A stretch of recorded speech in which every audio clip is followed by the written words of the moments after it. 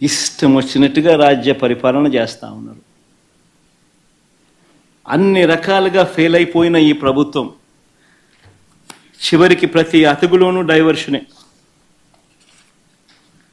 ప్రతి అడుగులోనూ డైవర్షనే.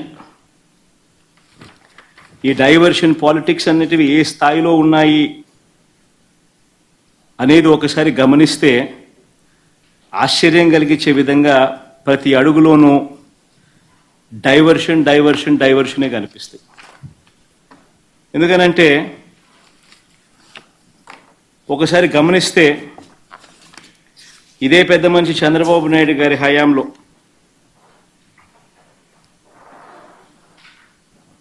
రాష్ట్రంలో అరాచక ఆటవిక పాలన మీద మేము ఢిల్లీకి వెళ్ళి ధర్నా చేస్తే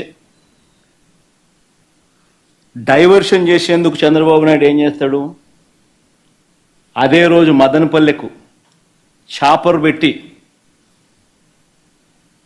మదనపల్లిలో ఫైల్స్ కాలిపోయాయి అంటే అదే పనిగా పంపిస్తాడు, అక్కడి నుంచి టాపిక్ డైవర్ట్ చేసేందుకు.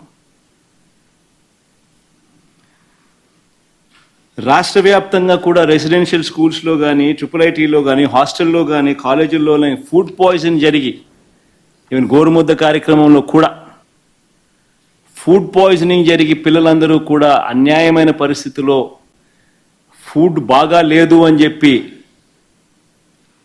కనిపిస్తా ఉన్న పరిస్థితుల్లో డైవర్షన్ పాలిటిక్స్ ఏమంటాడు, చంద్రబాబు ప్రమాణ స్వీకారానికి 30 ఏళ్ళంటూ సెలబ్రేషన్స్తో డైవర్షన్ అంటాడు.